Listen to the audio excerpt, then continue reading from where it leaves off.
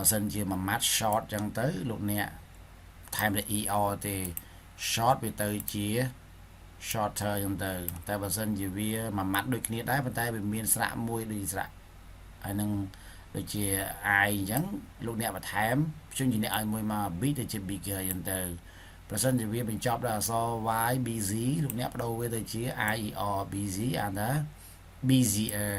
ប្រសិនបើវា2ឬក៏3ម៉ាត់ឡើងទៅដោយ relax 2ម៉ាត់ចឹង beautiful 3ម៉ាត់ចឹងលោកអ្នកដាក់ជាមួយនឹង more មកដើម្បីកម្រិតប្រៀបធៀបហើយតែចាំថាពេលណាយើងប្រៀបធៀបមួយទល់មួយយើងប្រៀបធៀបមួយទល់មួយដូចជា my brother អញ្ចឹងគឺមនុស្សម្នាក់ហើយជាមួយនឹង me អញ្ចឹងខ្ញុំម្នាក់ដែរអញ្ចឹងមកប្រៀបធៀបមួយទល់មួយលោកអ្នកកុំភ្លេចដាក់ than ផងឃើញទេ older than okay more dangerous than more quickly than អញ្ចឹងកុំភ្លេចណាដាក់ than ដើម្បីប្រៀបធៀបមួយទល់មួយក៏ប៉ុន្តែបើសិនជាយើងប្រៀបធៀបកម្រិតដូចគ្នាស្មើគ្នាបើសិនជាស្មើគ្នាកម្រិតដូចគ្នាលោកអ្នកប្រើទម្រង់បែបនេះវិញយើងប្រើ s បូកជាមួយនឹងគុណនាមបូកជាមួយ s មកគឺនៅស្មើគ្នាអត់មានដែរទេអូខេដូចគ្នាដែរ as fast as ក៏មានដូចគ្នាដែរអញ្ចឹងទាំង adverb ទាំង adjective គឺជាប្រើបានដូចគ្នាបែបហ្នឹងឯងពេលខ្លះលោកអ្នកត្រូវចាំពីកម្រិតប្រៀបធៀបបែបគេហៅថា irregular ដូចជា good អញ្ចឹងវាបដូររួមវាទៅជា better ទៅដូចជា bad បដូររួមវាទៅជា worse ហើយ far វាបដូររួមវាទៅជា further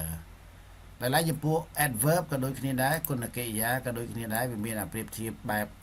irregular យើងគ្រាន់ដាក់ more មក quickly more quickly slowly more slowly ហ្នឹងទៅក៏ប៉ុន្តែបើសិនជាវាប្រែប្រួលខ្លួនលោកអ្នកត្រូវបដូរកាលវាវិញណាដូចជា irregular របស់ hard បដូរទៅជា harder well បដូរទៅជា better ហើយនឹង badly បដូរទៅជា worse ចឹងនេះគឺជារបៀបនៃការសម្គាល់ហើយពេលណាយើងប្រៀបធៀបគ្នាមួយទល់មួយអញ្ចឹងលោកអ្នកអាចប្រើបានពីរជំរើសលោកអ្នកអាចប្រើជំរើសជា pronoun object pronoun ក៏បានដែរដូចជា me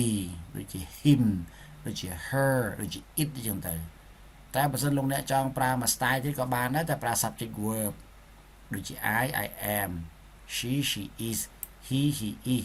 it is អញ្ចឹងទៅអាហ្នឹងបើយើងចង់ប្រៀបធៀបតាក់ទងជាមួយនឹង subject object pronoun ឬមួយក៏ subject verb ក៏បានដែរមុននឹងធ្វើលំហាត់លោកអ្នកមានចម្ងល់ទេតាក់ទងជាមួយនឹងចំណុចទាំងអស់នេះម្សិលមិញយើងបានបញ្យល់លម្អិតភាសាហើយមានចម្ងល់ទេតាក់ទងចំណុចអស់នេះចាំបាទ as well as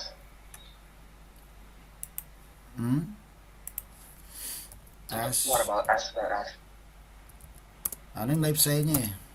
នេះមានន័យពីរផ្សេងគ្នា as well as រួមជាមួយ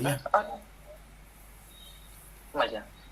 អាហ្នឹងវាជា structure របស់វាមានន័យផ្សេងមួយទៀតអាហ្នឹងបបតែមិនរួមជាមួយ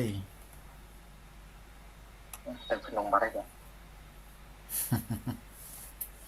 អូខេមានន័យទៀតទេបើអត់ទេខ្ញុំមកធ្វើលំហាត់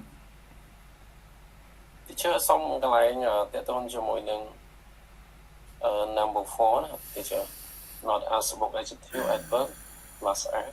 អូខេអញ្ចឹងខ្ញុំទាញកន្លែងនេះឲ្យយកបន្តិចតាក់ទងជាមួយនឹងកម្រិតស្មើគ្នា as well as adjective ឧទាហរណ៍ថាអ្នកឆ្លាតដូចខ្ញុំដែរ you are as ឆ្លាត clever ឃើញទេ you are as clever as I am ឬមួយក៏ me ក៏បានដែរណាអញ្ចឹងមានថាពីអ្នកឆ្លាតដូចគ្នាអ្នកសួរក៏ឆ្លាតអ្នកបញ្យល់ក៏ឆ្លាតអញ្ចឹងឆ្លាតដូចគ្នាអញ្ចឹងមានថា you are as clever as I am ឬក៏ as me អានោះចំណុចមួយតាក់ទងជាមួយនឹងគុណនាម clever ហ្នឹងណាជាគុណនាមឥឡូវយើងមើលមួយទៀតឧទាហរណ៍តាក់ទងជាមួយនឹង adverb វិញម្ដងអូខេតាក់ទង adverb វិញម្ដងឧទាហរណ៍ថា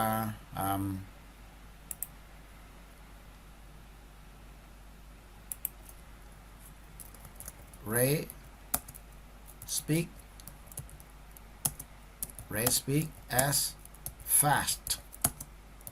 as Ray speaks as fast as his friend ឧទាហរណ៍អញ្ចឹងនៅក្នុងចំណុចនេះ មានន័យថា Ren ហ្នឹងគាត់និយាយលឿនដូចមិត្តរបស់គាត់ចឹង a fast នេះវាគឺជា adverb ណាវាជា adverb វាបញ្ជាក់ន័យឲ្យ speaks វាបញ្ជាក់ន័យឲ្យ speak អញ្ចឹងនិយាយលឿនដូចមិត្តគាត់អញ្ចឹងនិយាយគឺកម្រិតដូចគ្នាខ្ញុំនិយាយ speed 3មិត្តភក្តិខ្ញុំក៏និយាយ speed 3ដូចគ្នាដែរអាហ្នឹងគឺកម្រិតស្មើគ្នាតោះបានអញ្ចឹង Yeah, teacher. Okay. Teacher, listen to number one, my brother older than I am, Manot. Ban đã my brother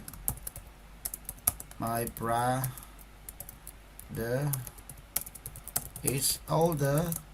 than năng ấy than I am năng ấy than me có bán than I am có bán năng ấy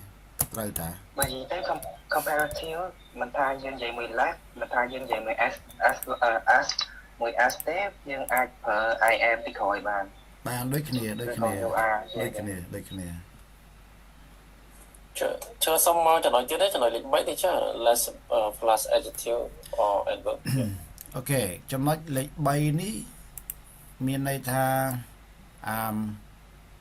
យើងបូកជាមួយនឹងគុណនាមតែម្ដងឬក៏បូកមួយ adverb តែម្ដងមិនចាំបាច់ប្រែប្រួលខ្លួនទេណាមិនមែនដាក់ adjective នឹងទៅជា er ឬមួយក៏អីទេឬក៏ more ទេយើងដាក់វាយកតែម្ដងឧទាហរណ៍យើងមើលចំណុចនេះមួយកុំឲ្យបាក់យើងមើលច្រើននេះ relax ឃើញទេចឹងមានន័យថា I'm less relax មានន័យថាខ្ញុំអត់សូវជាមានពេលសម្រាប់ច្រើនទេ Okay I'm less relax this year ឆ្នាំនេះ then I was last year កាលពីឆ្នាំមុនចឹងតែឆ្នាំមុនយើងបានសម្រាប់ច្រើនប៉ុន្តែឆ្នាំនេះយើងបានសម្រាប់តិចអញ្ចឹង relax នេះវាជាធម្មតាវាត្រូវថែម more មែនទេត្រូវ more relax ឥឡូវបើយើងមិនជឿវាអាក្រោមនេះអាក្រោមនេះយើងនេះឃើញទេអាក្រោមនេះគឺ more relax ប៉ុន្តែដល់ពេលចំណុចនេះយើងប្រើជាមួយ less អញ្ចឹងយើងអត់ដាក់ more relax ទេគឺដាក់តែ relax មួយទៅទេដោយសារវាមានពាក្យ less នៅជាមួយហើយអញ្ចឹងយើងប្រើជាមួយនឹង er អីទៀតទេឬក៏ more ទៀតទេប៉ុន្តែ relax ហ្នឹងខាងទីវាជា verb តែទេចាអត់ទេវាជាគុណនាម relax ed វាជាគុណនាមមិនមែនជា verb ទេក្នុងន័យនេះវាជាគុណនាមខ្ញុំបានផាកប relax ទេអត់ទេវាជាគុណនាមផាសរបស់ participle ខ្លះវាដើរតួជាគុណនាមតែម្ដងYes, I understand it. Okay. មានន័យទៀត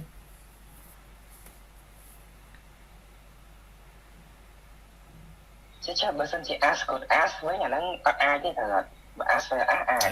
ask គាត់ ask ហ្នឹងត្រូវតែព្រោះវាជាគុណនាមតា ask បូកជាមួយនឹងគុណនាមហើយបូកមួយ s មកបានតាសាច់ Avel នេះតាមពិតក៏វាមិនខុសតែខ្ញុំចង់និយាយថាចេះ Avel វាជា adverb យល់ទេវាជា adverb ប៉ុន្តែបើសួរខ្ញុំមួយម៉ាត់តែ as well as ចឹងវាមានន័យផ្សេងតែបើចង់ប្រើវាជាលក្ខណៈ comparative វាមានន័យផ្សេងទៀតឧទាហរណ៍ថា you do homework as well as I did yesterday ឧទាហរណ៍ចឹងណាចឹងមានថាម៉េចអ្នកបានធ្វើ homework ល្អដូចខ្ញុំបានធ្វើកាលពីម្សិលមិញអញ្ចឹងឡើយនេះវាមានន័យថាម៉េច work as well as ហ្នឹងគឺល្អដូចវិញមានន័យបែបហ្នឹងណាអ្នកបានធ្វើ homework ចឹង well ហ្នឹងវាជា adverb វាបញ្ជាក់ន័យឲ្យ do នេះ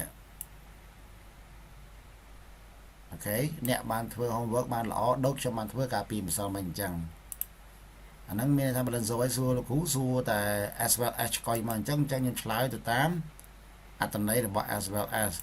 តែបើសួរខ្ញុំតាក់ទង comparative អាហ្នឹងវាមានន័យបែបនេះឯង Got it